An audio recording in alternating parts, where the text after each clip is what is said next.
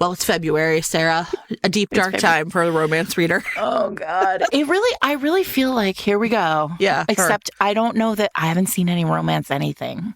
I haven't seen any Valentine's Day anything, and it's because everything's fucking terrible. Okay. Well, Hi, not everybody. everything. Welcome to Fated Mates. Sure. Just let's go with I that. want to tell everybody why I have had a rough morning. Okay. But first of all, welcome everyone to Fated Mates. I'm Sarah McLean. I read romance novels and I write them. And I'm Jennifer Prokop, a romance reader and editor. And you had a tough morning. I have had a tough morning. Are we going to talk about the bird feeder thing? We are going to talk about my birds. Okay, everybody. So I have a new bird feeder, and I will put a link in show notes to it because I love it so much.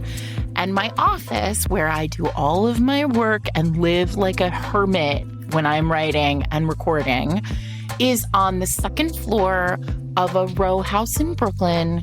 And I have one window. It's a tiny little thing and it has one window. And I put this out. It's like a bird feeder with suction cups on it. And I put it out 4 or 5 days ago and no birds came. And no birds came and no birds came. And I was like, I don't understand bird feeders. Like, I thought they just came. And then yesterday I was working and birds came. And it was so nice.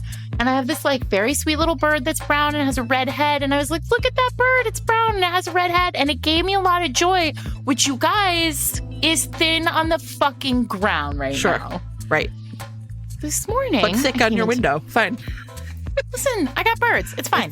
This morning, I sit down. I'm ready to go. I look out. I say, oh, it's breakfast time. Look at all the birds. There are like 14 of these little birds like bopping around and tweeting. And I was really happy. And then I got on to record this episode. And I was like, Jen, look at my birds. And Jen was like, I can hear them. Hear your birds.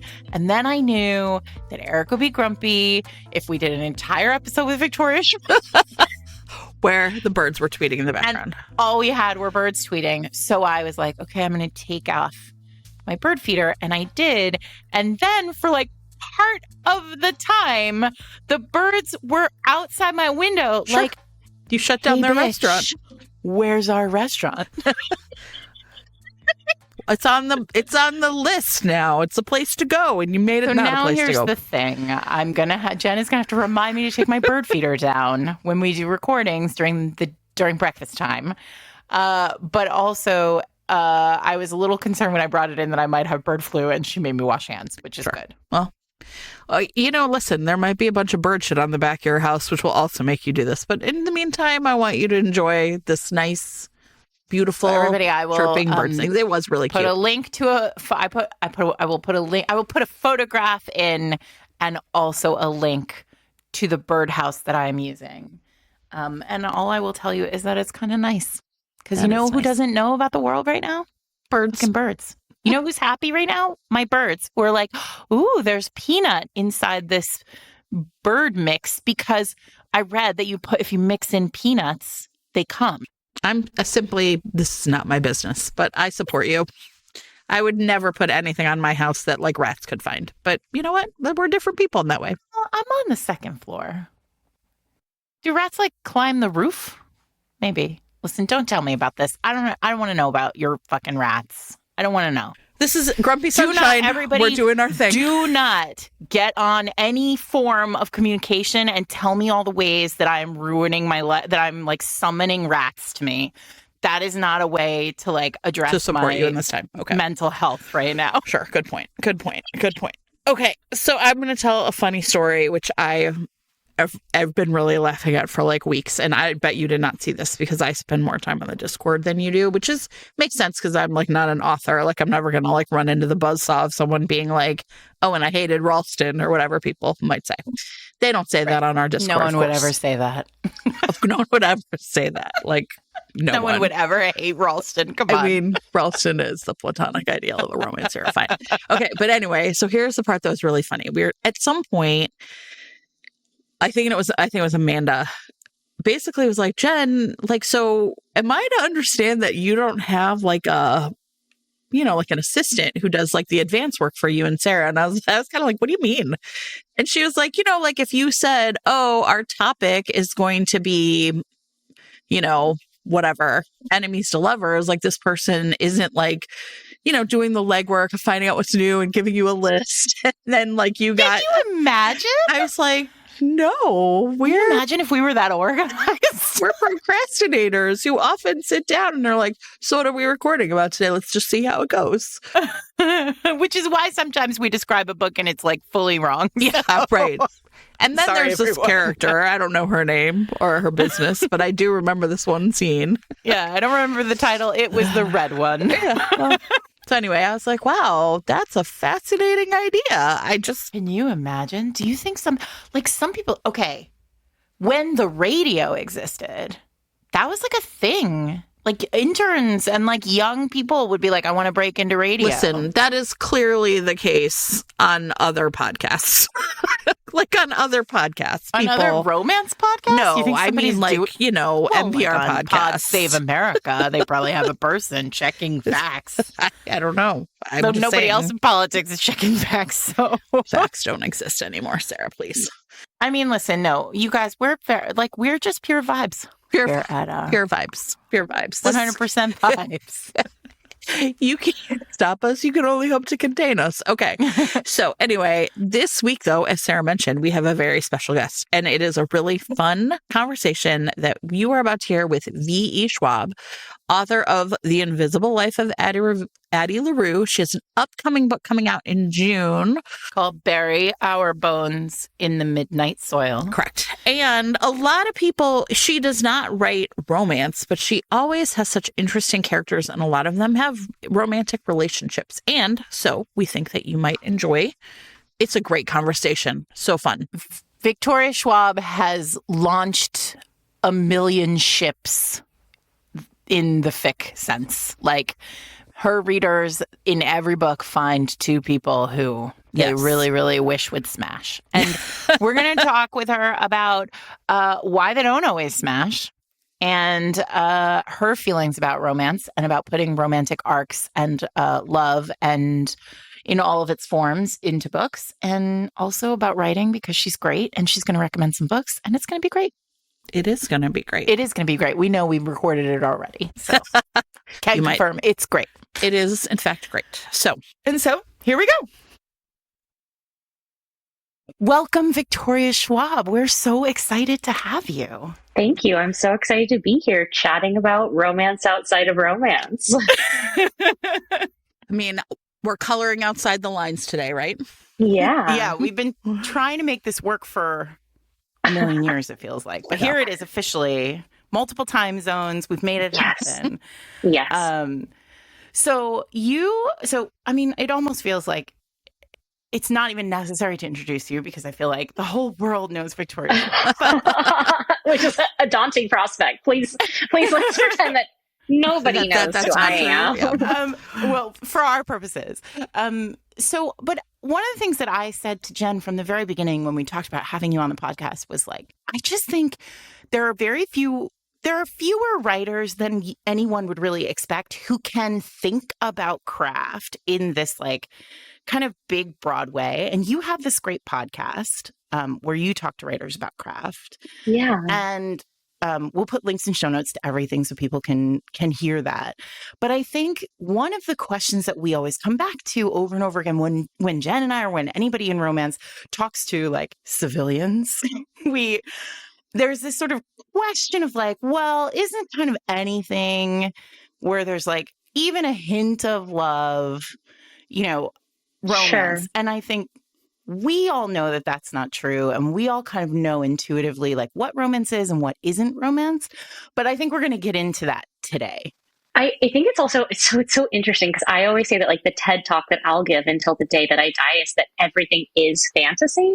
So it's so funny to take the flip side of this and say everything is not romance. And so like, I think it's about, we're both kind of deconstructing these capital letters. Like, you're deconstructing romance with a capital R. I'm used to deconstructing fantasy with a capital F. In terms of both of them, even though one of them we're talking about exclusions and one we're talking about inclusions, we're really just talking about boundaries and like the concept of things fitting into these neat boxes. But also, my aspect, I usually come at it from the angle of convincing people to read something that they don't think they want to read. You know, people very, very classically will say, I don't read fantasy. And I'm like, okay, but list me some things that you do read. And then they will invariably list me things which are fantastical in some way, because any point of departure in fantasy is still fantasy. Whereas we're going to be talking about a little bit the flip side of that argument, which is that the existence of romance does not a romance make.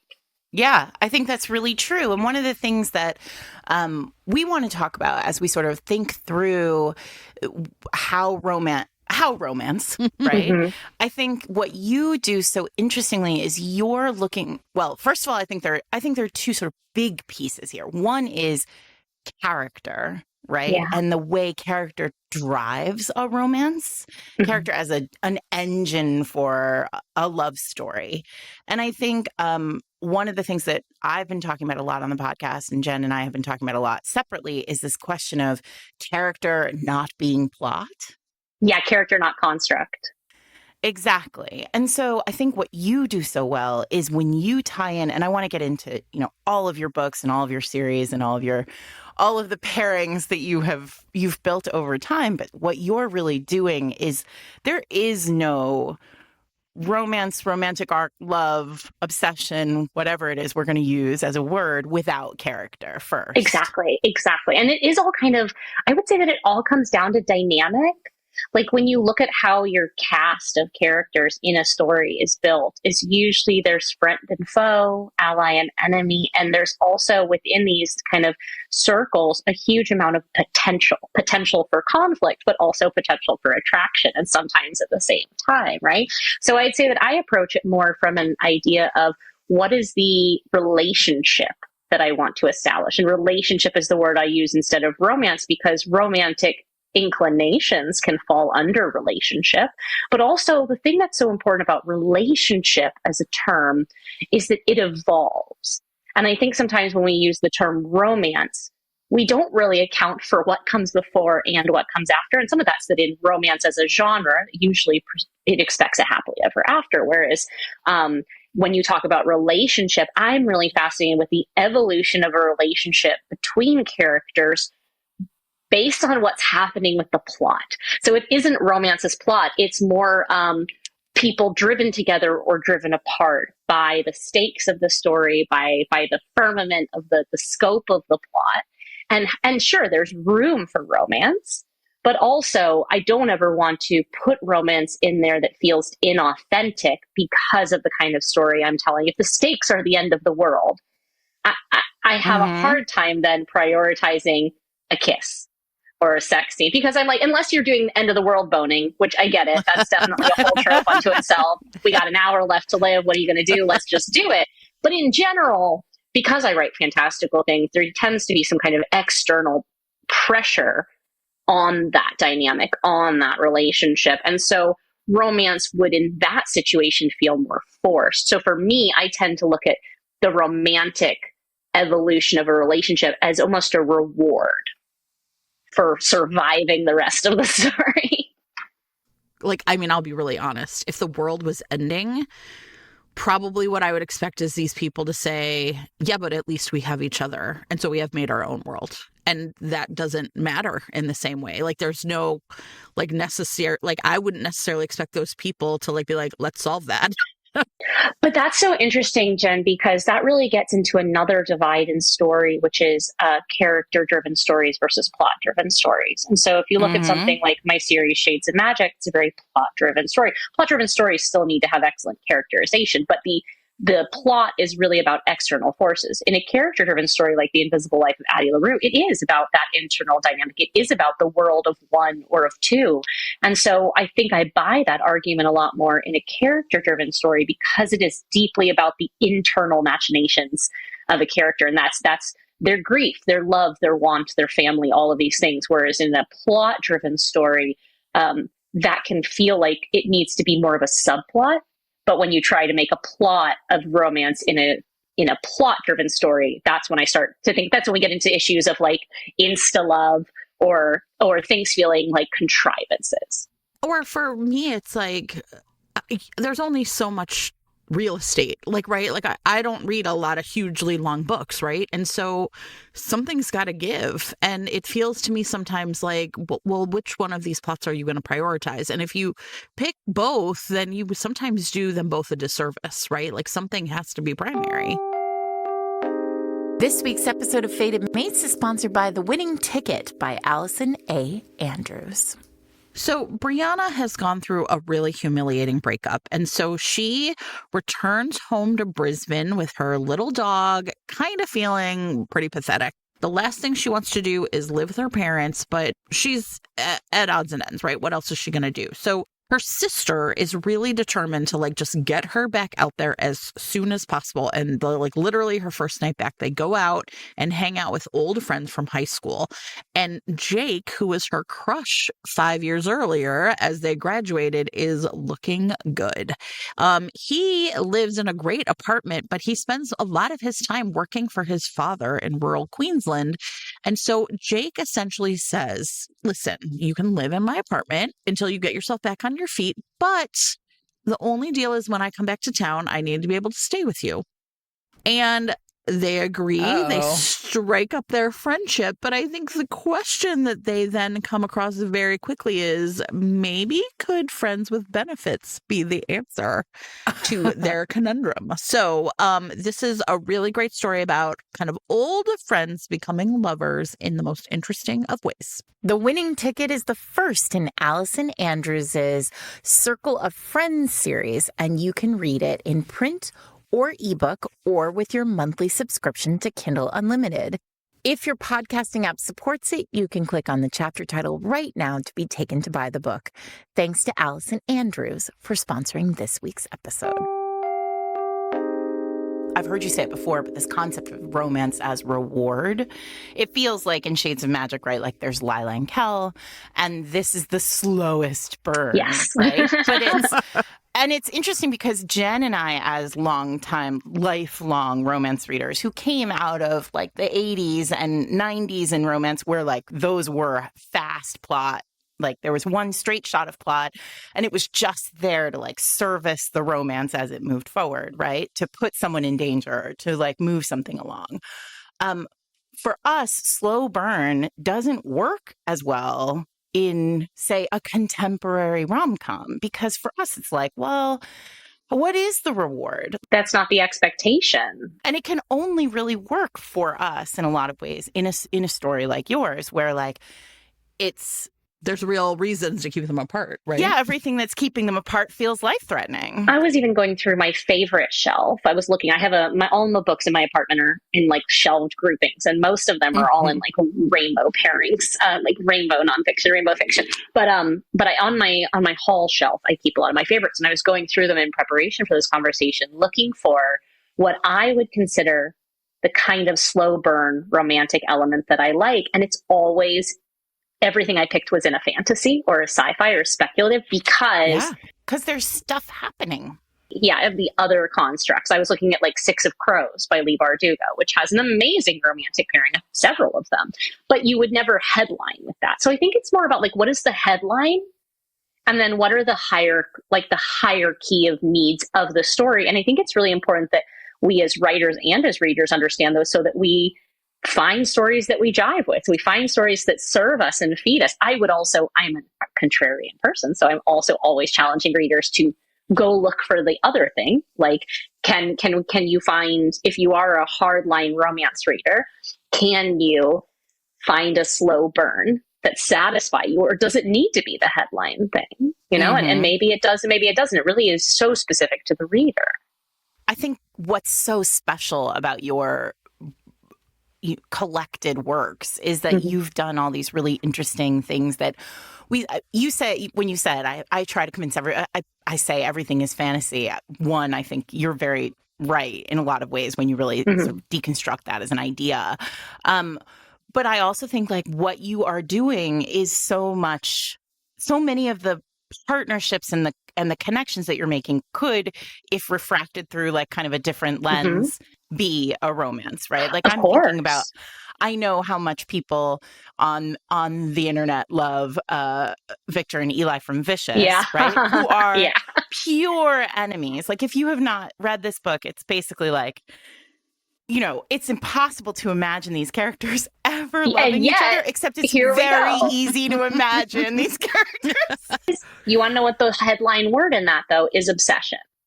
And there's a real key difference between obsession and romance, and yet they present in really similar ways. And so I'm always really interested when people ship Victor and Eli, because their attraction to each other, and it is absolutely attraction, but sometimes we conflate attraction and obsession for love. And interestingly, I think you can make I make the exact same argument about The Invisible Life of Addie LaRue. A very contrarian thing to say, but there's two love interests in The Invisible Life of Addie LaRue, and I would argue it is not a love story for either one. For one, it's a story of intimacy, and for one, it's a story of obsession. So I also think I'm somebody who likes to break things down past the headline of romance and say, okay, but what we're actually talking about is like that kind of obsession you have as a teenage girl for your teenage girlfriends. Now, sometimes it's like me and it turns out you are gay and it takes you an extra like 20 years. But sometimes it's just that like sense of I want to wear your skinness of people that you admire, people whose life you envy, people where that blurred line of friendship and enemy and attraction and repulsion. There's so much meaty character work that happens there, and that's the stuff that I'm really interested in. So it's not that I'm not interested in romance, it's just that I'm so interested in dynamic. Yeah, and I think you do it so well. It's funny you're saying I'm a contrarian, because I think of myself as one, but at the same time there's like a thing people do that I actually like super hate, so I'm just gonna like tell this me out right now, right? Which is like okay, it's just the three of us. It's just so the it's three of fine. us in our It's a safe space. There's a book there are books I hate, like, right? I really hate this book called A Little Life. A lot of people really hate this book. Some, right? I've read it. And I've had people say to me, like, but you really secretly must love it to spend this much time thinking about it. And I find this like such a deeply insulting thing to say to me that I'm like, no, sit down. Let me tell you about why I dislike this book so intensely. And I feel like there's a real facile way that some people look at a strong emotion and assume that the root of it is always something positive. I was going to argue that point for a second, which is, I mean, I'm not necessarily of that school, but I understand the concept of if something engenders in you an extraordinary visceral response, then it must on some level have succeeded. But that isn't to say that you have to like it. That just has to say that if the author's goal was to engender a strong response. I loved that book for a year and then I hated it afterward, after I sat with the feelings and realized that they were negative. Yeah. Well, and so for me, it was like instantly negative. And the thing that my strong feeling actually for me was like one of feeling manipulated by the author. Oh, it's extraordinarily manipulative novel. Yeah. And I was like, that's not the same as thinking the book succeeded in what it was trying to achieve. Like, I don't actually think that was the author's goal. Sometimes I think a lot of readers want to put everything into like a bucket and say, this is all the same. And I am a person who's really interested, I think, in, you're talking about dynamics. I'm really interested in like the boundaries, like the overlap of that's kind of fascinating to me. Well, I've been thinking about it a lot. So my next novel is extraordinarily toxic. And I'm really interested for the conversations that it's going to engender. Bones in the Midnight Soil. Yeah, Bury Our Bones in the Midnight Soil is a violently toxic relationship novel. It is the story of lovers to enemies.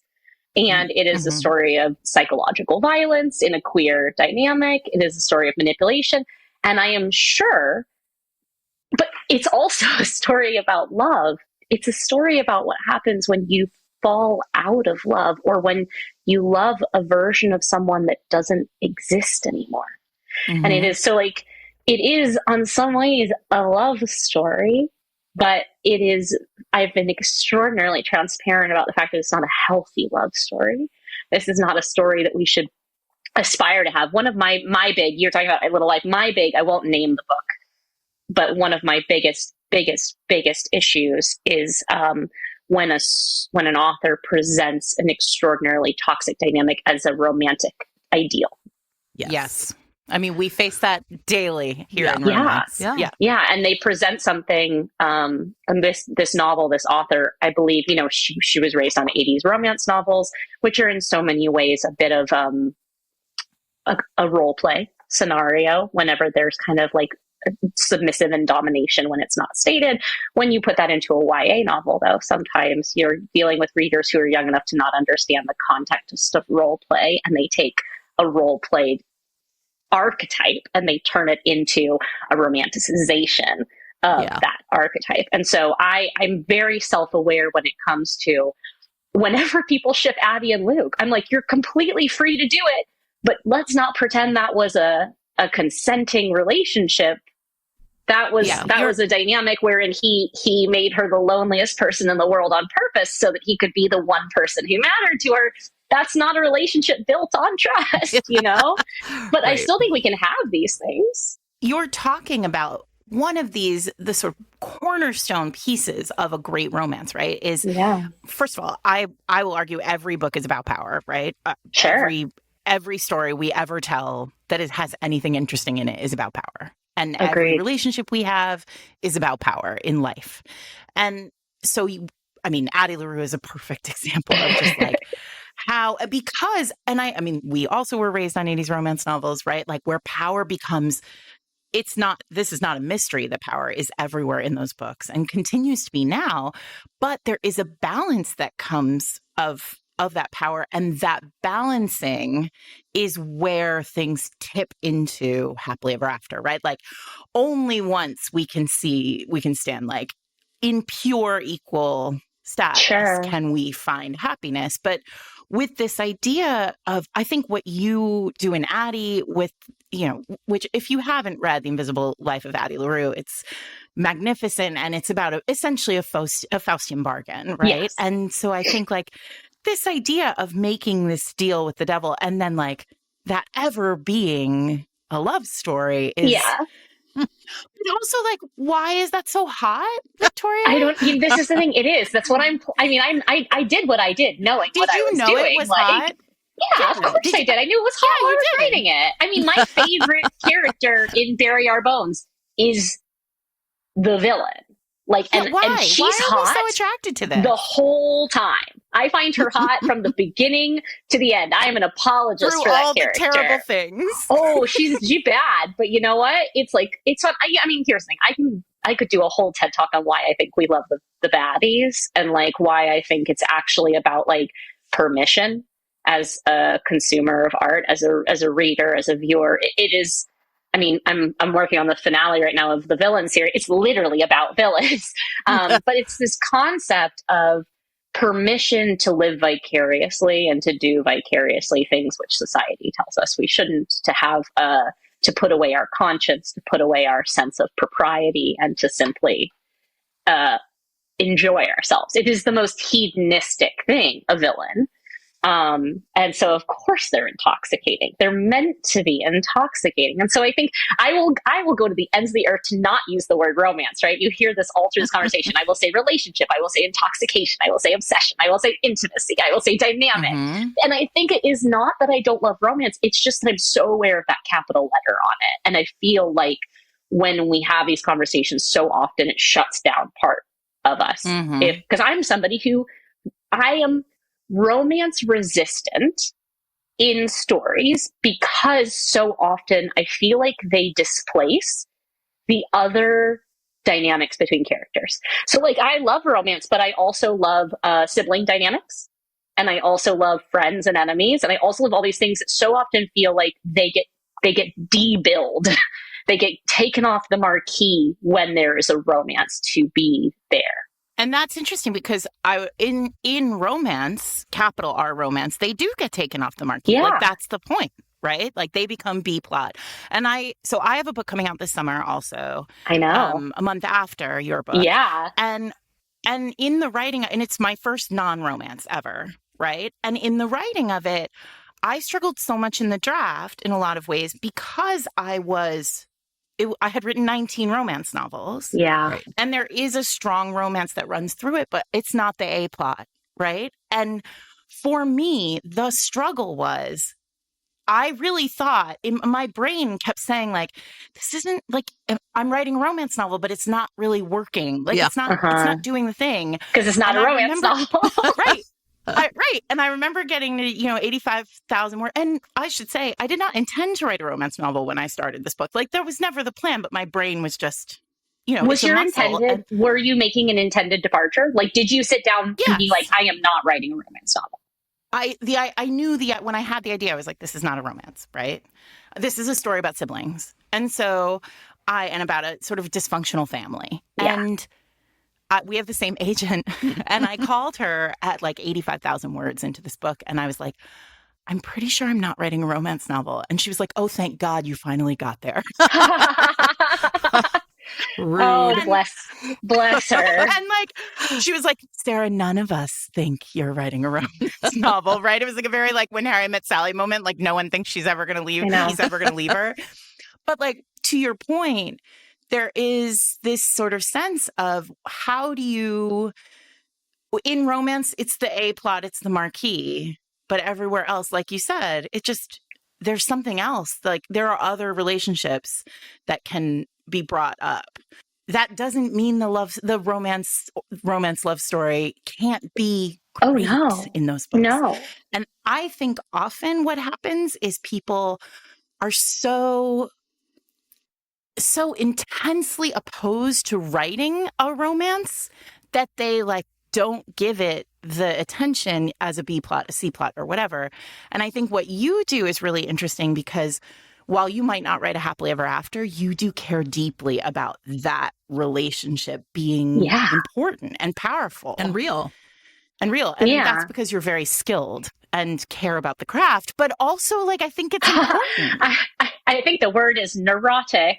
But yeah, I mean, the thing is, I think I will say I try to give that level of attention to every dynamic in the book, regardless of what it is. And so, yeah, I love a cheeky romance that takes 3 books, as in Shades of Magic.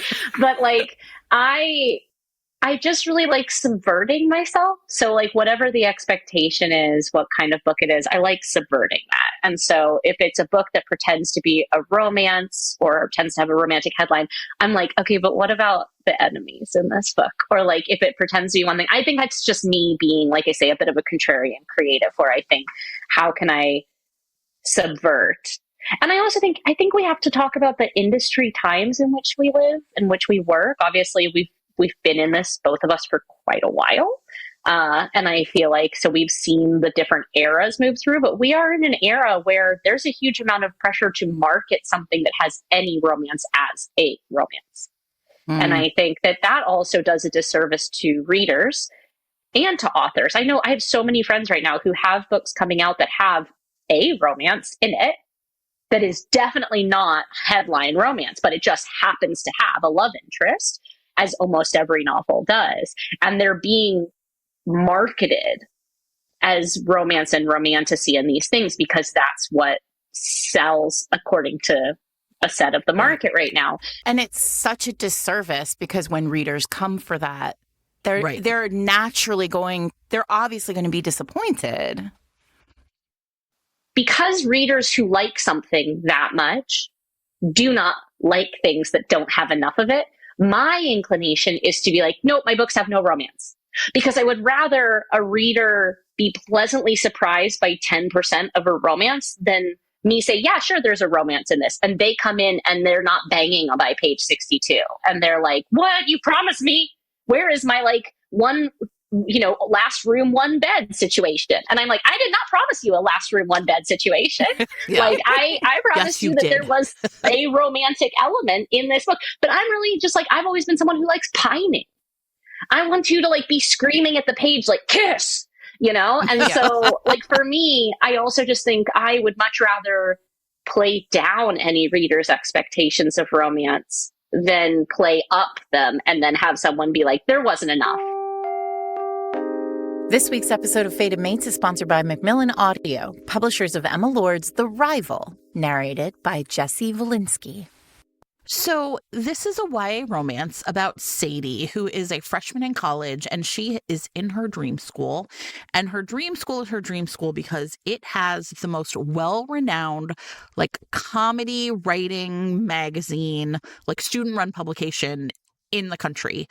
And she is obsessed with it. And she has, like, just this magazine launches, 1,000 comedy writers careers. And so she is determined to, like, earn a spot on this staff. And it's like the first day, and she goes in and she's like, awesome, it's mine for the taking. And who does she see at this meeting, Sarah, but Seb, who is her high school, like, arch nemesis. Oh, boy. And he's also a family friend, but, like, these two just went head to head for every single academic achievement in high school. And she got into this college and he didn't. So what is he doing here? Well, it turns out he was a late admit off the wait list, and he is also gunning for this spot on this magazine. So this is the nature of the intense rivalry in between them. Now, Jesse Valinsky does a great job with this audio. At the beginning, we can just hear every ounce of Sadie's, like, frustration and, like, a raw anger and annoyance with Seb. And then as the book goes on, we, like, can just hear the softening in her voice as she realizes that maybe she and Seb don't have to be rivals. They could be something else. Well, if you love a Rivals to Lovers story, you are going to love this one. You can listen to The Rival in audio right now, wherever you get your audiobooks. And for Fated Mates listeners, if you hang around after the end of the episode, you'll get a special sneak peek of the audiobook thanks to Macmillan Audio. Also, if your podcasting app supports it, you can click on the chapter title right now to be taken to a sweepstakes where 5 lucky listeners will receive a free audiobook of The Rival from Macmillan Audio. Thanks so much to Macmillan Audio, Emma Lord, and Jesse Valinsky for sponsoring this week's episode. I think about this a lot, which is, like, romantasy as, like, a term is such a clusterfuck for everybody. It is. Just like New Adult was. I'm more of a sci-fi than a fantasy reader. Like, I would like you to be in space with, like, a blaster, and I'm super happy. Uh-huh.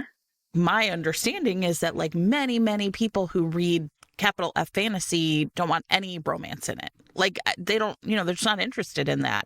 And so it just feels like one of these ways where you're like, are we trying to piss everybody off?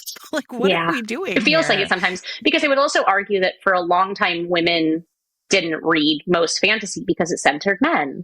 And then we finally brought in fantasy that didn't center straight white men. And there was this brief little period where it was really exciting.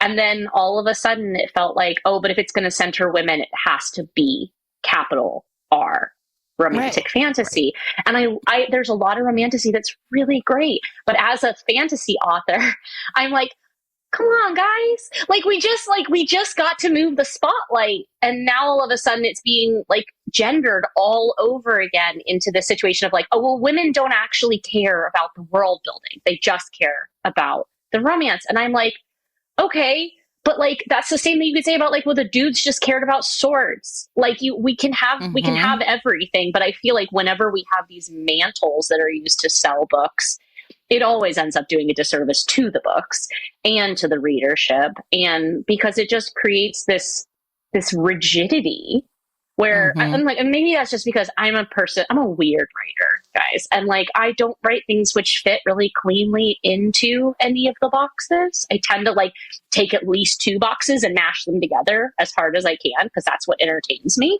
And so I'm somebody who's always been a little frustrated when, like, I remember when New Adult happened, and everyone was, like, in the fantasy sphere, they're like, oh, but it's going to be fantasy, but for younger protagonists. And I was like, do you understand that the vast, vast, vast majority of protagonists in fantasy are 20? Yeah, like, exactly. We don't need a separate category for new adult fantasy. We just need you to read fantasy. And so I've kind of, like, now weathered, like, 5 or 6 of these where I'm like, can we just write stories? Like, just write books, and then, like, find ways that are Venn diagram, not hard boundary. I think it's happening right now with, like, cozy mystery. Sarah and I are always, like, kind of this, like, mental rule of 3 once you've run across something 3 times. Then it's a trend. Right, then it's a trend. Yeah. Now we're like, wait, what's happening here? And I feel like it's a very similar thing where I've read these books where I'm like, it was kind of a shitty mystery and it was kind of a shitty romance. Who is this for? Yeah.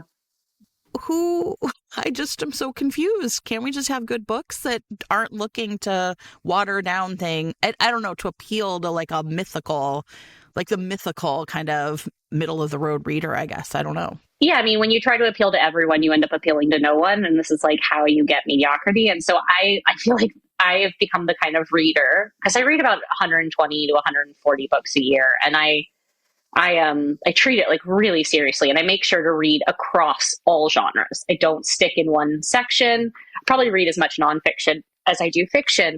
And so I'm always looking to be proven wrong about what I think I like. And I'm constantly looking for the books that do that. But I find more and more it's the ones that take swings. I don't need you to even land all the swings.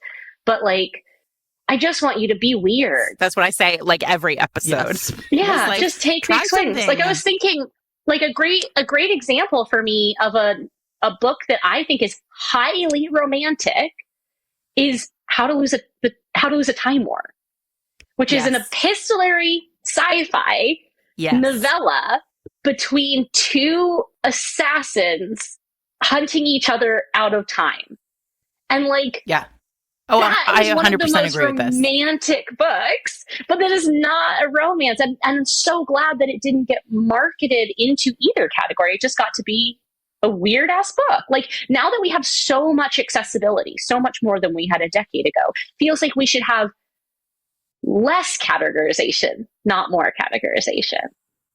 You know, or there should be cross-referencing. Like I think I always love whenever NPR puts out its end of the year list, because if you look at the way that NPR structures its end of the year list, it is not by normal category.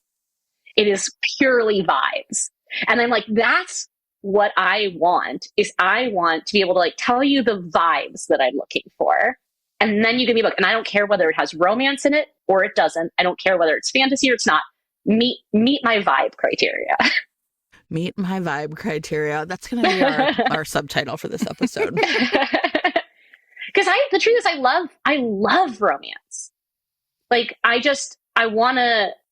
But not everything is romance, and that's fine. Exactly. And I want to come to the book shoehorn it. I do think knowing people are what I'm getting. shoehorning it in. Yeah. Now. Yeah. And as somebody who likes world building, I'm always like, sure. And it's because, I mean, listen, romance is having a time, right? Like, thanks to the pandemic, you know, it had but, you know, this began with Colleen Hoover. I was going to say, yeah. Those books are not romances. No. Like that.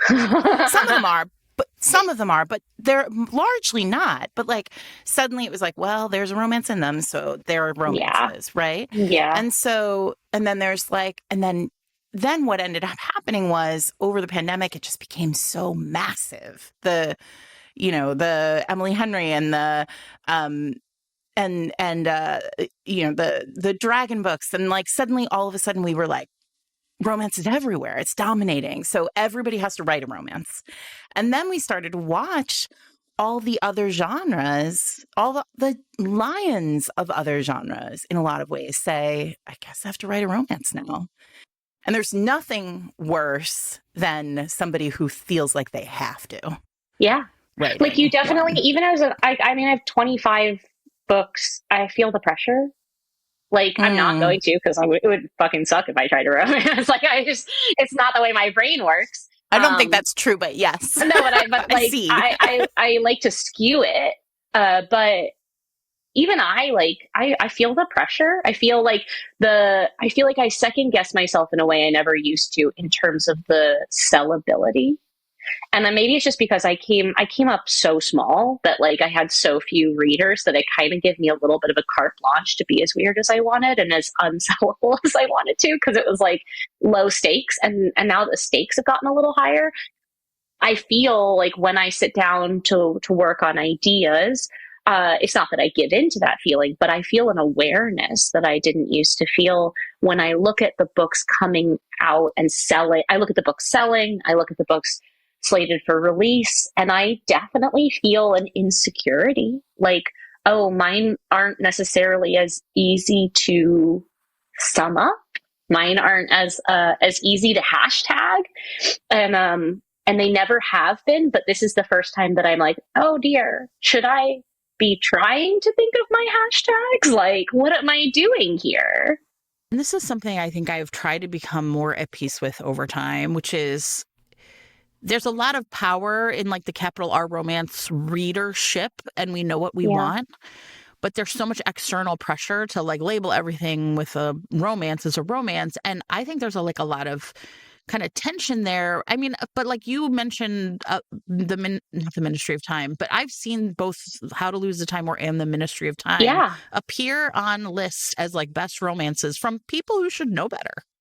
Yeah. And I'm like, why are we doing this? Right. And sometimes I think it's, to appeal, to show like people like, hey, the things that you liked about these books you can find in romance. But I also think that there's something, I don't know, like I am fascinated by all of the ways different players, right? Like sort of kind of fall into this trap of saleability. And it's reductive as well. I know that this conversation has happened on TikTok recently, but I remember somebody tagging like R.F. Kuang's Babel as like dark academia romance. And it was like, guys, you gotta stop it, because like it's reductive. Also, then you're not setting the other readers, like you're not recommending work in a way that's going to please readers, because you need to like, it's great to be surprised if you are the kind of reader who make space for that. If you're the kind of reader, like I will pick up books and I will not read the jacket copy and I will not read reviews, because I'm just like, Hail Mary, what's going to happen? And like, because I'm just a curious person. I just like to like spin the wheel. But if you're not that kind of reader, if you're a kind of reader who is like, here is what I like, I have a limited amount of time and resources, I want to read the thing that is going to bring me comfort, then it is a disservice to market books, and it is just a service to try and compartmentalize books. I guess what I'm saying is like, I just want all of our definitions to be broad, reaching out instead of reaching in. Like, can we find ways to talk about books and recommend books that don't make them feel more nucleic, that can actually make them feel like a chain link fence, right? Can we talk about stories that tell you, okay, you know what, leaping from point A from this book over here to point X might not feed you. But like, what if you went from point A to point B and it took you just a tiny bit outside of your comfort zone? And like, what if you went from B, okay, you want to jump bigger? What if you go from B to F? Like, can we take these tiny steps to encourage readership in all directions, coming into romance and going out of romance, to help broaden? Because the other thing that I worry about, and this is going to make me sound like a tired old crone, which I am, but the thing that I worry about, here we are, from a readership and a writership perspective, right? Which is a huge number of readers also want to write. This is a creativity and conversation. And the thing that I always worry about is derivation and like the declining reward. And what I mean by that is like, if you as a reader or a writer or both only consume within the genre that you read and write, then your level of inspiration becomes narrower, the level of cross-pollination becomes narrower, and you end up with work that feels more and more derivative, becomes a copy of a copy of a copy of a copy. And the way that interesting, novel, new mashups and ideas happen is by you reaching outside of your comfort zone. It is by a romance writer reaching over to horror and picking up a horror and having a little seed of an idea from somewhere in that horror novel, making them go, oh, what if I did this? And like, it's not that you won't get those seeds from within your own genre, but it's gonna be diminishing returns. And so I worry about it for readers and for writers. Yes. I want all of us as consumers of art, because consumers of art become creators of art, to constantly be stretching outside of our purview, not staying within the safety of it, simply because I don't think it makes us good art. This week's episode of Fated Mates is brought to you by Max Monroe, author of Playing Games. So this is the second book in Max Monroe's Dixon University series, spelled with a CK, Jen, a CK. Anyway, And it's about the star quarterback and campus golden boy, Blake Bowden, and who is annoyingly handsome, Jen, very enigmatic for a quarterback, and confident and able to charm basically anybody he wants all the time. Now, he's set his eyes on Lexi, our heroine, who does not do relationships. She doesn't do emotions. She doesn't do distractions. She certainly doesn't do college quarterbacks, but I think that's all going to change. Lexi has some cute computer-assisted research that she has to complete her dissertation by the end of the semester. And she needs to put it to the test a little more. So she has decided that she's going to use Blake for the purposes of science and analyze charm, track her own feelings, her body feelings, and her, responses to him emotionally, and prove once and for all that attraction is nothing but science and love certainly doesn't exist. A little scientific method. I got you. So if you would like to check out Playing Games, it is available with your monthly subscription to Kindle Unlimited. You can also order it in paperback. So if your podcasting app supports it, you can click on the chapter title right now to be taken to buy the book. Thanks to Max Monroe for sponsoring this week's episode. And it's also about career, right? I think there's space for you as a debut in genre to be like, I've always read this one thing and now I'm writing my version of this thing. Yeah. And you can do it great and people can love it. But if you're talking about legacy, right, which is a thing that I talk about a lot, right, in genre, there comes a point where your legacy, you only have the runway for legacy if you are constantly evolving, right? If there's always something new. Yeah, which direction are you going to grow? Yeah. I would also say again, in genre, and I mean this in thrillers, I mean this in true genre. This is also about subgenre in a lot of ways for some of these authors. Some of these writers have never read outside of their one thing that they love. That's basically what I'm saying. Yeah. Yeah. No, I think I agree with what you're saying, which is head out and read more of everything, right? Everything. Well, I'm really interested. Start with you take a baby step. Take a baby step over there to in a different time period. Read something with, or you even take some narrative. So I was listening to Julia Whelan's Casanova LLC, which is a story within a story.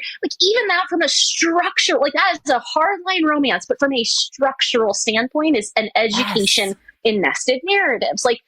Do things like that. Rachel Hawkins likes to meld thriller and romance. Find the ways to do these things. Horror and romance fit together beautifully. There are two sides.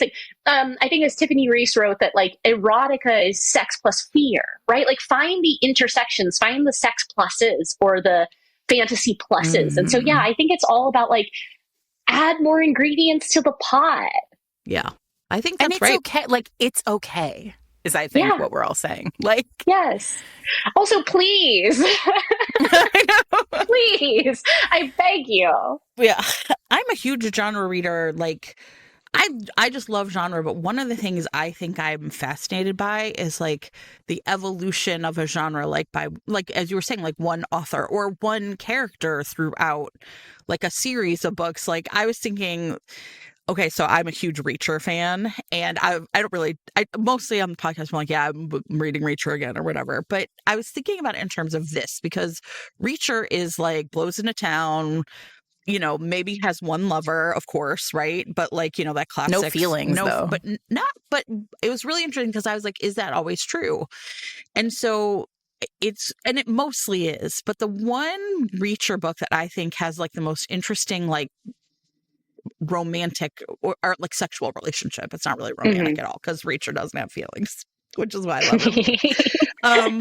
Otherwise, how could you be a mass murderer, everybody? Anyway, but in this one book, it's really interesting. This is the second to last book that Lee Child wrote on his own. It's called The Midnight Line. And the one it's also, to me, the one after it, really, you could see that his heart wasn't in it anymore. But in this particular book, there's two women, they're twins. And the one is essentially like missing.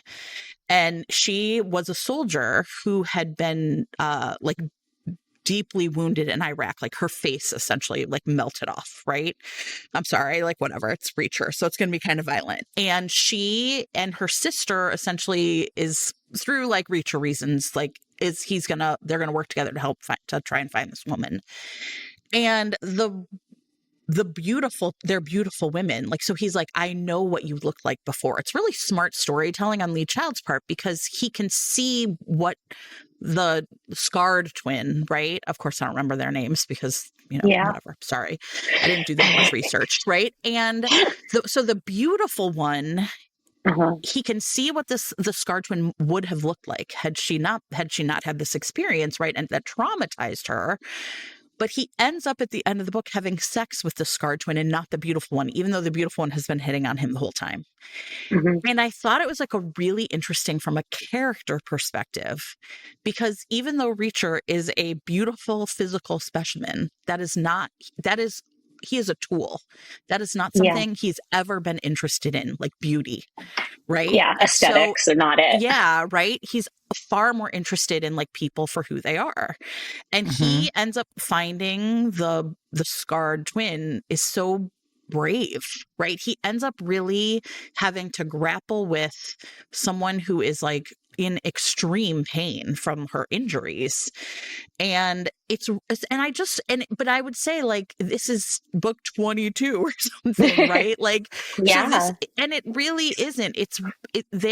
These women as characters, it's far more in this like romantic sexual part of this, far more about like telling us about who Reacher is, right? And I found myself thinking like, it's small, but it's small work, right? This is a very small thing that I was interested in it as a romance reader. And I don't know if like regular Reacher readers even cared.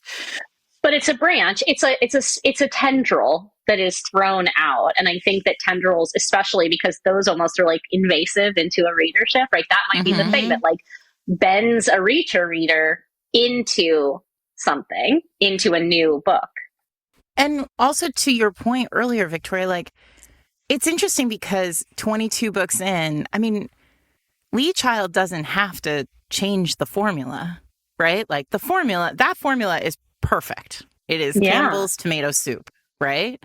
And I say that with love. So, but there is something. That's a choice. He was like, I'm going to choose to change the formula. And now I'm like, we got to get Lee on to talk about the formula. Yeah, let's find out what that was. Apparently he won't do that. But maybe he would though for a romance podcast. We'd be like, can you just come on and talk about the Midnight Line? He'd be like, what, you weirdos? I mean, he went on that video and he played chess with that chess master for like, just because he likes chess. We got to find something he likes that we could talk to him about and sneak it in. Romance and fantasy have this in common, that their existence seems to be like a presumed negation of other topics, right? People assume that fantasy then doesn't have other things. And people assume that romance then doesn't have other things, right? Like we assume this about genre.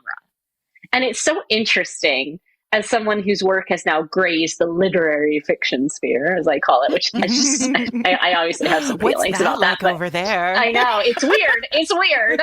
But Addie LaRue is like, it got shelved in general fiction, and I was like, what's this?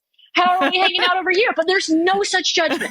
It's so interesting to me that like general fiction, literary fiction, when I say general fiction for listeners, I'm just talking about non-genre. And what's so funny is that a huge number of titles in general fiction are genre, but for some reason the powers that be have deemed them literature. And literature means they aren't genre anymore. Yeah.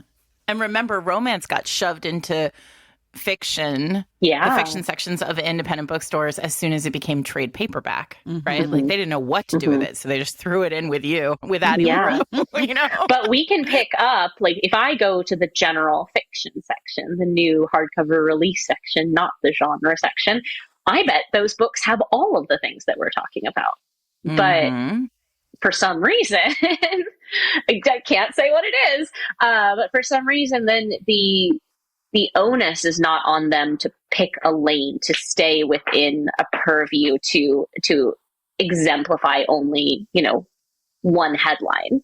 They get to be messy, tangled, exploratory things. And I think it's that work still is all happening in the genres, but for some reason there's this continuous pressure to narrow the definitions of those genres instead of allowing them to touch. Yeah. Well, there's this so we have a series on the podcast called the Trailblazer series where we talk to the people who kind of built the romance house over however many years, right? And so we had Sandra Brown on, who, you know, has written in genre, out of genre, is now, I think, probably more of a thriller writer than she is a romance writer. And she talked about going to her first thriller conference and sitting at a table with men, and one saying, "Oh, now that they've let the women in, we have to do character."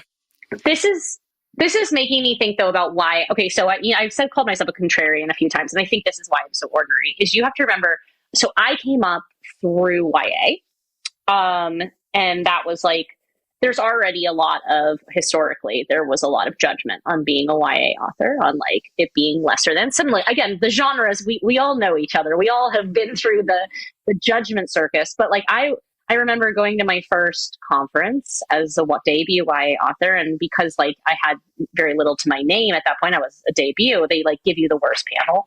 So I got put on like a 10 p.m. metafiction panel at this conference, and they were like, "What do we do?" Metafiction. I was 23.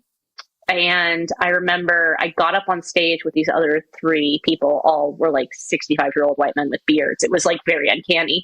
It was like white man beard, white man beard, white man beard. And I got up there, and the one on the end turned to me and said, "Oh, honey, I think you're in the wrong room." And like, that was the very first panel experience I ever had. And then 4 years later, I wrote my first adult fantasy. So crossing from YA into adult fantasy, I went to my first adult fantasy conference.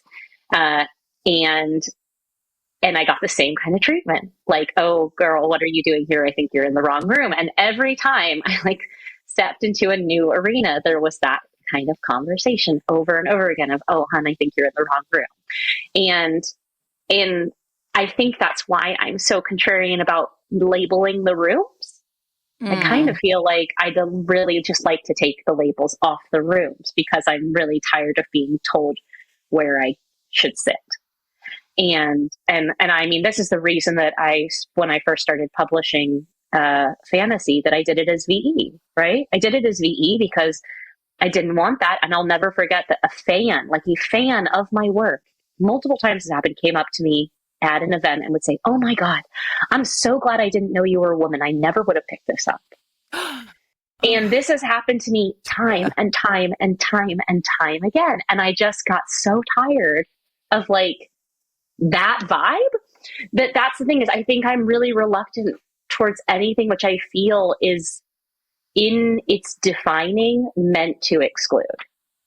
And I mean that even when people don't mean it to be exclusionary. The fact is that when we create broad categorical labels, what we are doing is also telling books that they don't belong. "Oh, you won't be," and I've been told so many times over the course of my career, thankfully it's gotten quieter as I have numerical successes to disprove it, but I've been told so many times, "You're not mainstream enough, you're not romance enough, you're not commercial enough. What shelf do we put you on, Victoria? You're too weird, it's too quiet." It's, like over and over and over and over again.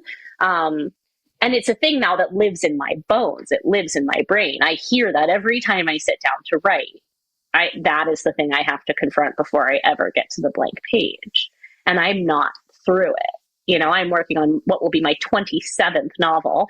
And every time I sit down to work on it, I think, are you going to disappoint them? Is it this enough? Is it that enough? Will it be good enough? Are you good enough? What if you're not good? Like, it's just, so I think that my orneriness has come from the last 15 years of just watching labels be used in ways that in the end hurt the writers and hurt the creative process and hurt the industry rather than helping it, and hurt the books.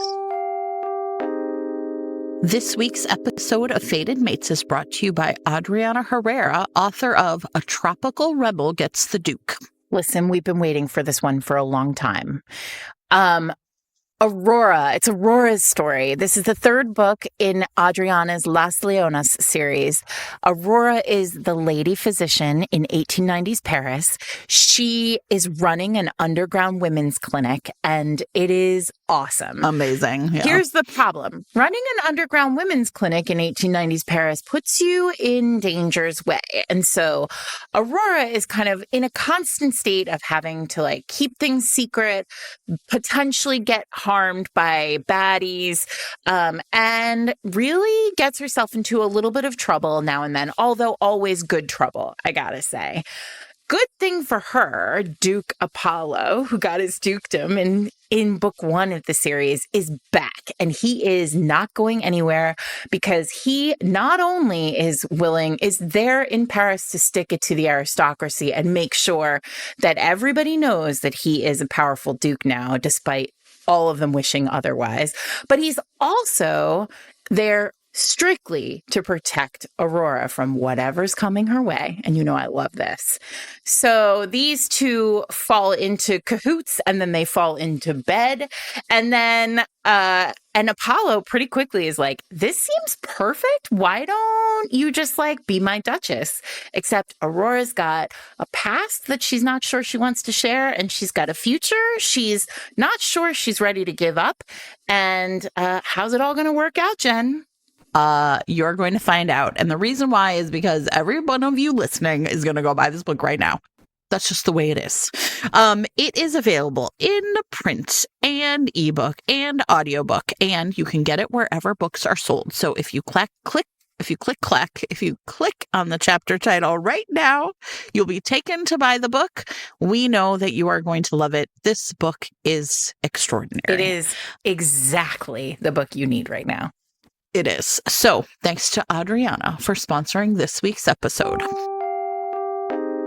You know, the talk of character is one that Sarah and I are very interested in because I think we both believe that like character is really what makes a great romance. Of course. But I think that one of the things that we're seeing is a lot of people approaching romance building, and I'm talking about authors here. Instead of coming at it from characters, they're like, I have a trope plus a meet cute. Here we go. This is the thing, though. You said something that I love it, and I want to expand on it, which is that characters are the heart of a good romance. But here's the thing. Characters are the heart of a good story. And I experience this a lot coming from writing series. If you do not care about the characters the plot is happening to, you do not care about the plot. Nobody has ever come back to the second, third, 22nd book in a series and done it for the plot. They come back because they become emotionally attached and invested in the people the plot is happening to. And that is really like what we're getting at here, whether you're writing fantasy, whether you're writing romance, whether you're writing, no matter what the headline is, your people better be damn compelling. And the dynamic that's happening between them, whatever the end game is, whatever is happening in the page in the immediate sense, we have to feel invested in it. And I think there are more ways to feel invested than are they going to be together. Sometimes we're invested in the breaking apart. And that is the other side of the coin. And so I think that, you know, that's why I say at the end of the day, I'm just so invested in relationship. Sell me on it. If you are a good enough writer, you will sell me on whatever relationship you are trying to sell, no matter what it is. And if it's good enough, I will buy it no matter what it is. This makes me think of, and I'm not hurting Janet Ivanovich by saying she sold 1 million books. I hope she has a house in Hawaii, right? But like, I really loved the first 10, I really loved the first 8 Stephanie Plum books, right? Right. Sure. But at some point, I think there's like more than 30 now. Like the thing about characters is like people change. Yeah. Yeah, but that's really hard to do. Okay, but when you've like built an empire on this is Reacher. the thing, though. So I wrote a follow-up. I wrote Shades of Magic, and then I have a follow-up trilogy, Threads of Power, that's entirely predicated on the idea that even if you give characters a happily ever after, what you're actually giving them is a happily ever after for right now. And the fact is, if you want to write characters that feel like people, the thing about people is that they keep changing. And you're going to have good seasons and bad seasons. And everyone was like, are you going to unpick what you did in Shades of Magic to give them a plot and Threads of Power? And I said, I don't need to unpick it. All I need to do is roll the clock forward. because you're going to have new challenges. That's like what makes characters feel like people. And I understand that sometimes we want them to be trapped in amber. We want them to be trapped. And that's what a reread is for, right? If you want my characters to be trapped in amber, then reread the book that you're happy where they stopped. Yeah. It's really interesting that you bring this up, because one of the things that I get asked about a lot, and I think from readers, is will I ever write a second generation, right? Like, so I have all these characters who are happily ever aftered and trapped in amber in a lot of ways, right? Like, and that's okay with me. That's the job. Sure. But when readers come and they say, I want to do a second generation, some authors have done second generations, right? Yeah. The children of whatever.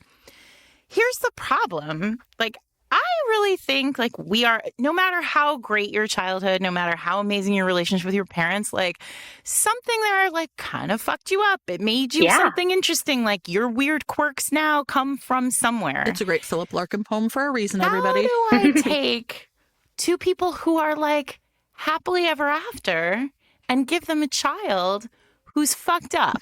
Like, yeah, exactly. Then you get an unhappily situation. This is also a difference between what the reader thinks they want and what they actually want, because the thing I get told and asked for more than anything else is a sequel to Out of the Room. And I'm like, I understand why you want that, but you don't actually want that, because what it's going to do is change your relationship to the invisible life of Addie LaRue. What you want is a short story, sexy coda. What you don't want is a sequel, because if I give you a sequel, it's not going to go how you want. What you want is fan fiction. And that's why the fan fiction exists, right? That's not my space. That's your space as readers. And it's so hard because I'm so happy for that readership. But I sometimes think one of the worst things an author can do, and I can always spot it, I swear I can always spot it, is when the author returns to a world that they had finished because they have the confidence that there will be a readership there. And that's the only reason they returned. Like, there are times when we have more story to tell, but you can tell when somebody comes back to a story that was definitely done and there's a marked sales difference between that story and their other stories, and suddenly they're very happy to reopen the doors. And I'm like, you know, I resist. I would not have written Threads of Power if I didn't have a compelling story reason to do it, because it's like, I like to leave my doors where they are. I like to keep them closed. But I think it's really hard to tell a reader that they don't actually want the thing that they think they want. Exactly. I mean, the other piece of that particular question about the second generation is going back to what you were saying. Like, I leave my characters trapped in amber, right? But like, if you want a second generation, you actually don't want the children, you want the parents again. Exactly. Right? And there's a reason, like, my books end with happily ever after because I have put them through the ringer until about 20 pages before. Yeah. Yeah. And so, like, what you don't actually love these characters happy together forever. You love these characters messy and stupid. We just, like, I know we are running out of time, but we have to talk about the Minions complex, because I feel really strongly about this. Okay. Minions complex is when something that is in small doses extremely fabulous gets put into a large dose and is awful. And the reason I use Minions complex is because I use those movies as an example, which is like when Despicable Me came out and you had Minions for 5%. Everyone was like, I love those Minions. And I feel the same way about some of my romantic tiny plots, which is like, yes, you wanted to see more of them because you didn't see much of them. But there's a lot of dynamics and characters that you don't actually, like, you would hate. And I get really pet peevy when I see writers do this, whenever there's something in their work, whether it's a character dynamic or romance or something that was like a tiny element, even a dialogue quirk, and readers clearly loved it and quoted it. And so then they thought, oh, you know what? I should have 20 more cowbell, right? 25 more of those. And then what happens is they just give you a book that's nothing but what that tiny percentage was. And it turns out that some things are amazing because we only graze them, because we get the smallest possible dose of it. And I think it's tricky as a writer, because we can't allow the readers to decide that. We have to decide for them how much they actually want of something. And at what point does it just tip into, like, It's just fan fictioning itself. There are great secondary characters in romance novels where people like bang the drums for like, I want this person to have a book. And then for 15 years, for example. Benedict. Yeah. But when you then get to their book, they're like, oh, there's not enough juice to squeeze here. Like they were a great secondary character, but now that they have been escalated, right? Obviously, and like I am very against prescriptive advice, so I'm not saying it can't be done. Obviously, I think if the writer has spent enough time understanding that character, like I try to write minor characters so that they could be the main character of their story if we pivoted the scene, if we change the point of view. And then I still choose to only let them have a page. If you can pick a character and really know they have a whole plot that's just intersecting our story that we're telling, then that's different. But if truly what they had going for them was they have a really witty comeback every single time the hero does X, then you try to make a whole book of just witty comeback every single page, and it is miserable. So Yeah.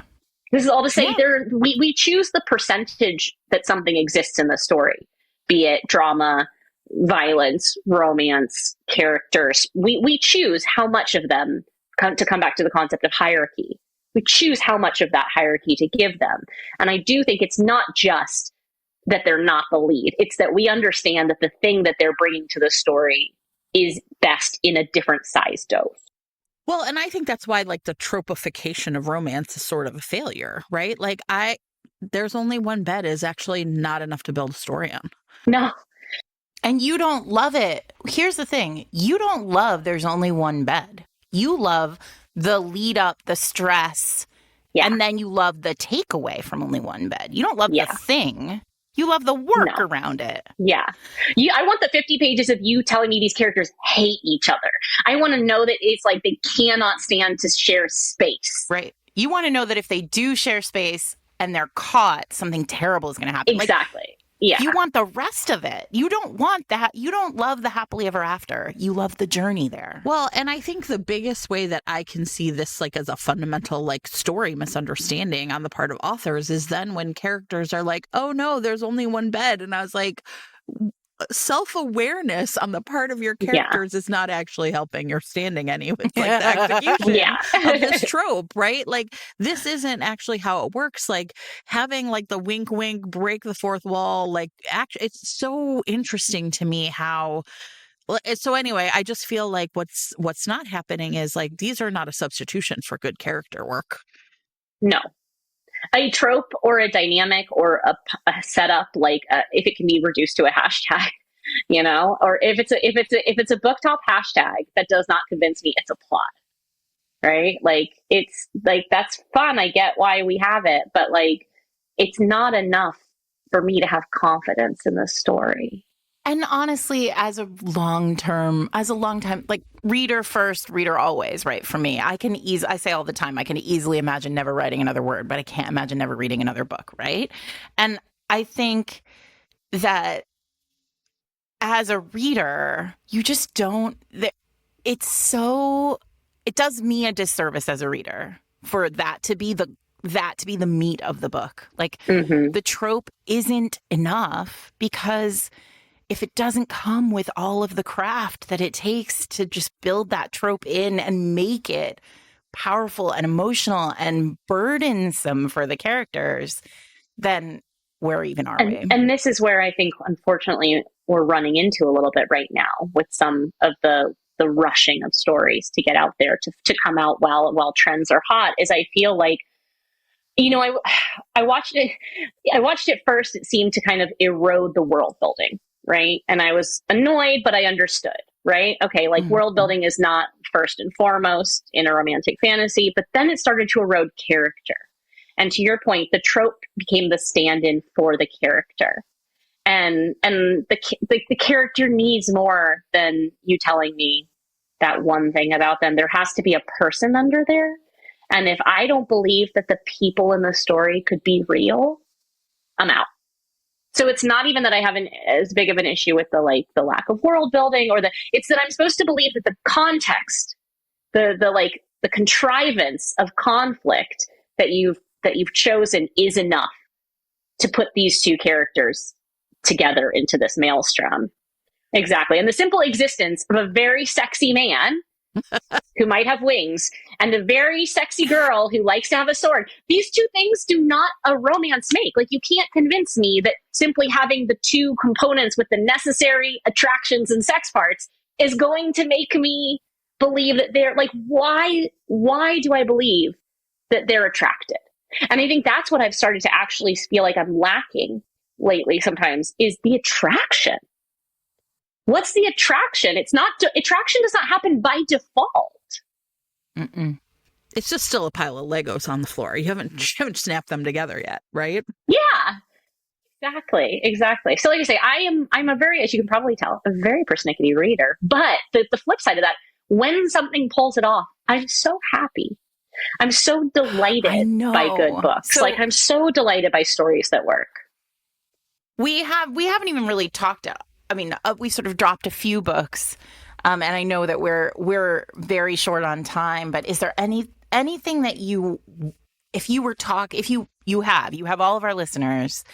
You said This Is How You Lose the Time War. Yeah, and then like I say, going back, like I'm a sucker for an ensemble cast.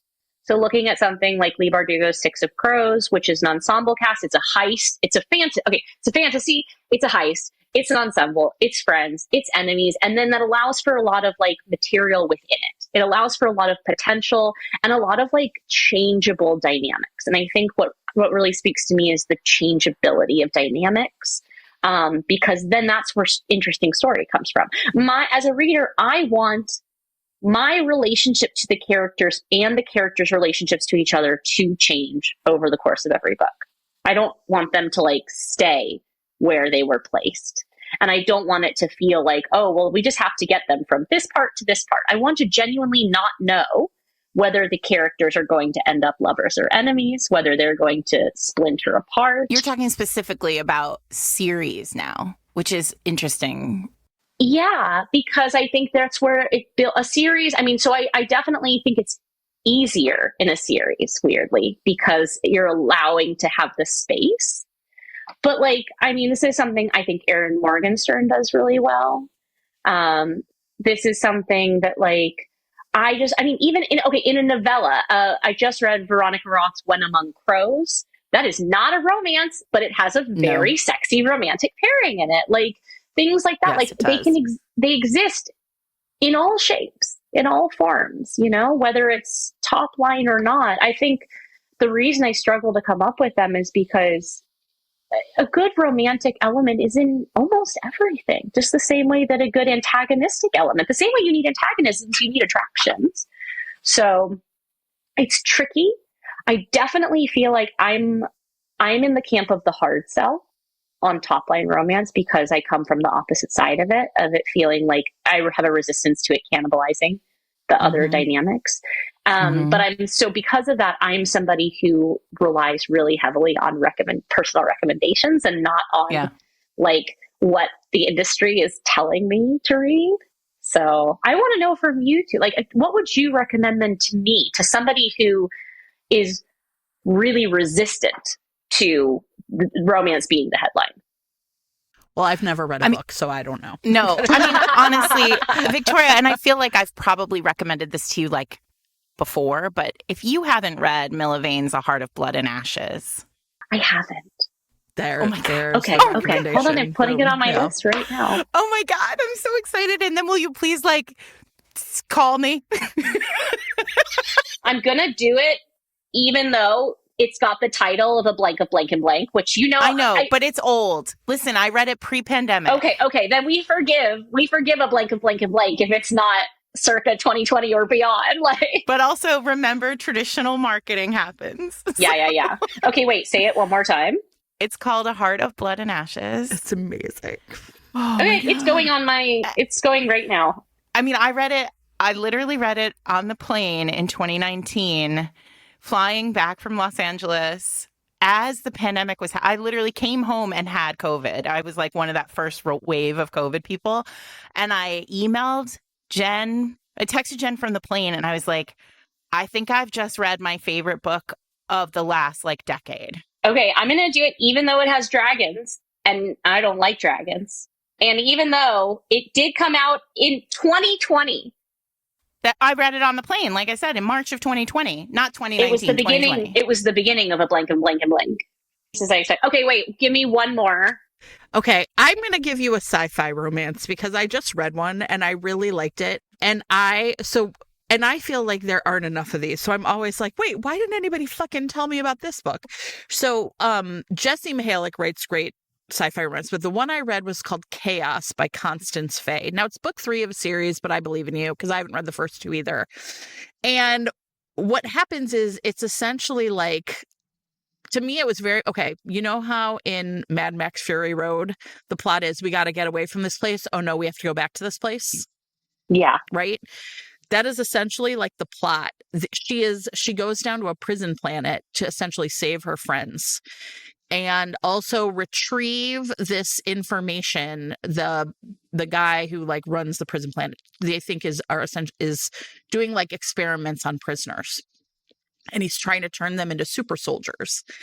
And he's succeeded with one guy, Leviathan, they call him. And when she touches him, she deactivates him. Ooh. So essentially, like, he is like, you know, I am a cold super soldier. I'm going to kill everybody. And she sees him doing this. But because of like this, there's like a reason. If she touches him where like his chip is in his head, he turns back to himself. Ooh, get a little bit of a WandaVision. Yes. What's his name? Then it's like them trying to escape and her also trying to like get him back to his like kind of pure. I love that you started with the 3rd book. I'm going to start with the first because I'm not a heathen. Sure. The first book is called Calamity. Calamity, yeah.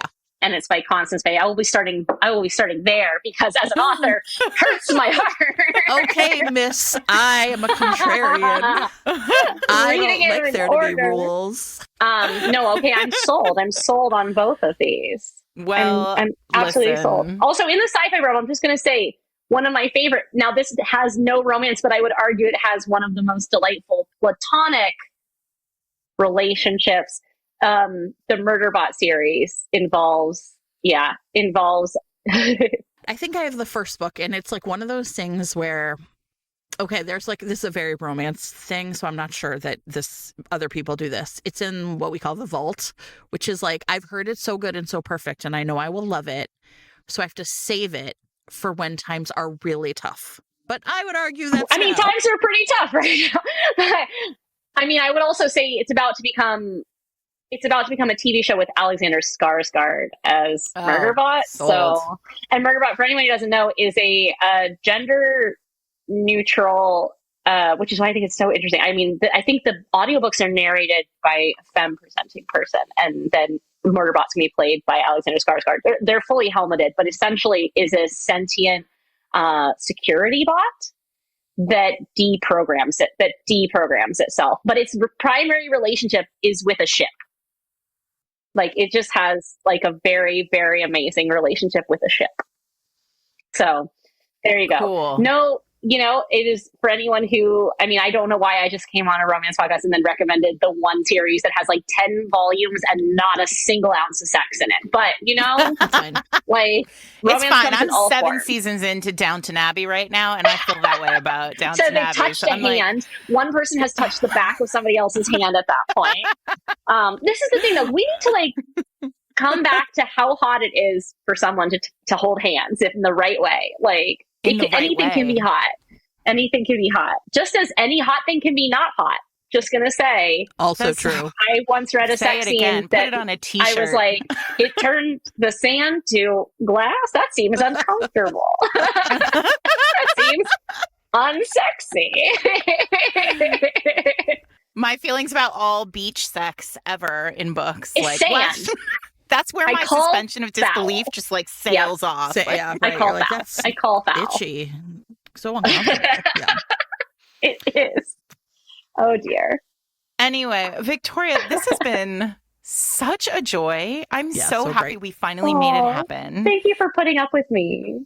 I I think you are just so remarkable as a writer, as a person. I subscribe to your newsletter because I love your newsletter. Aw, Also, thank everybody you. always talks about my because I do my 100 words and I color in a box every time I read 100 words. I got that from your incredible charts of like how Yeah, my you habit live your trackers. life.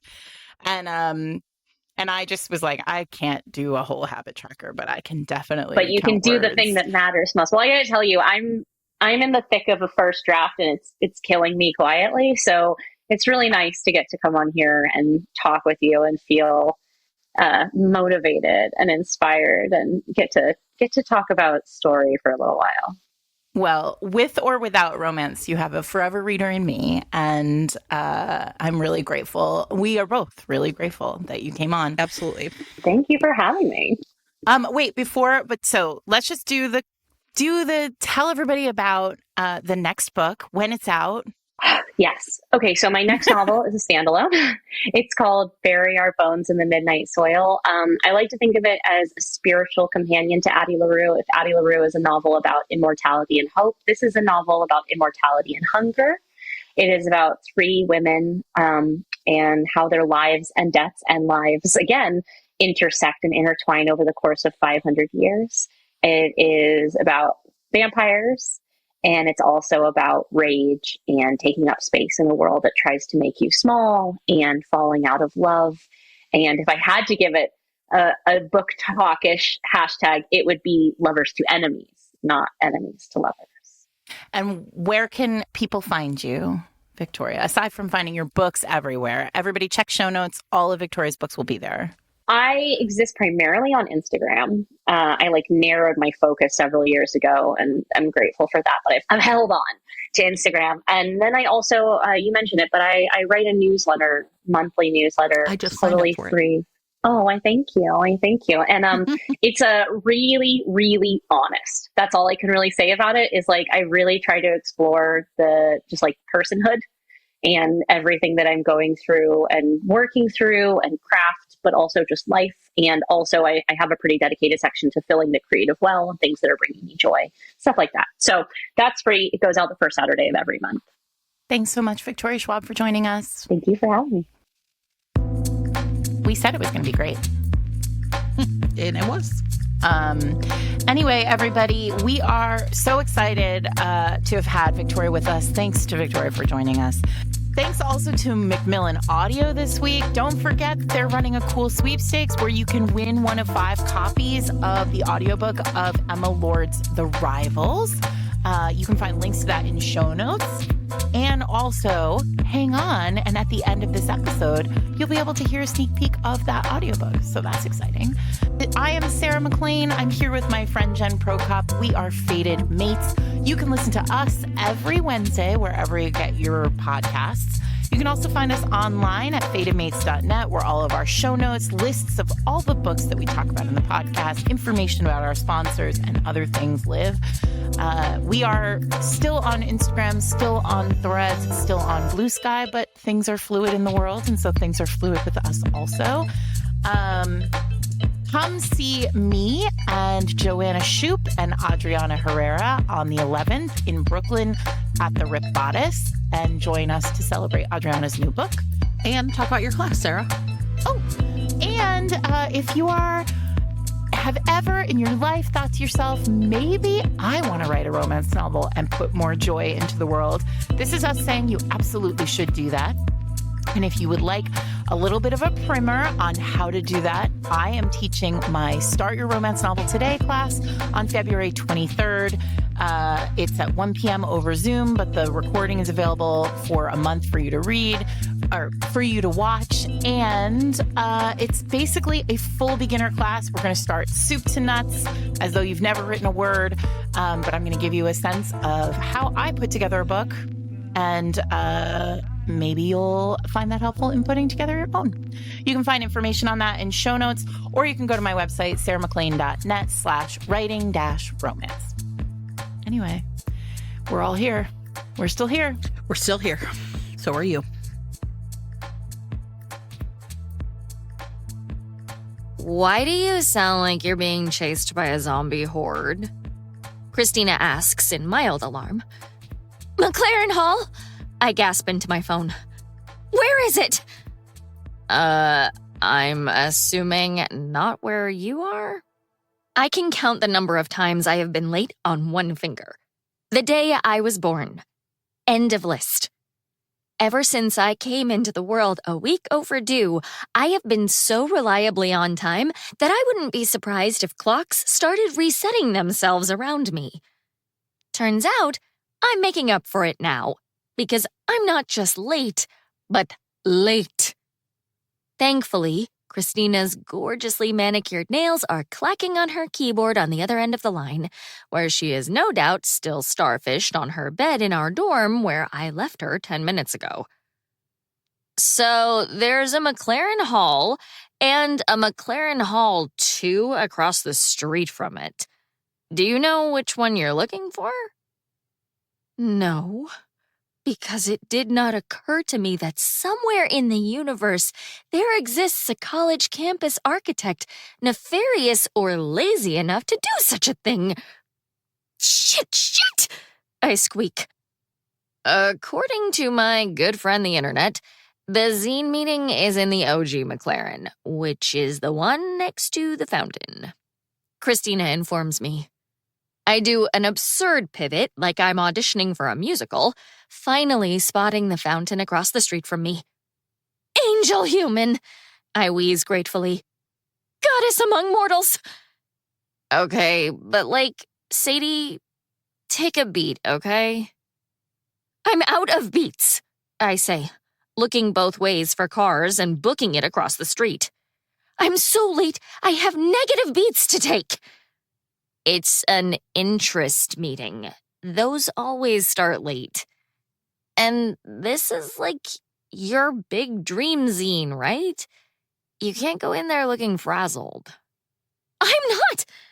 I glance down at myself and see that not only is one of my sneakers untied, but my carefully chosen floral blue first day of college dress has pit stains deeper than most emotions. The first building I was trying to get into was locked at every entrance, but that sure didn't stop me from sprinting multiple laps around it to make sure. That frazzled looking? I concede. One beat, Christina insists. I take a breath and stare at the wide brick building, a small thrill working its way up my spine. Not fear, but anticipation. I earned this opportunity. Every test I pulled all-nighters studying for, every school newspaper deadline I raced the clock to meet, all so I could get into Maple Ride University and have a chance to try my hand at getting a staff position on Newsbag, arguably the most famous college zine in the country. Maybe I should be scared. It's taken me years to get this close to the thing I want most. But now, I have to prove myself all over again. Thank you for listening to this clip provided to you by Macmillan Audio. To hear more, look for this title wherever audiobooks are sold.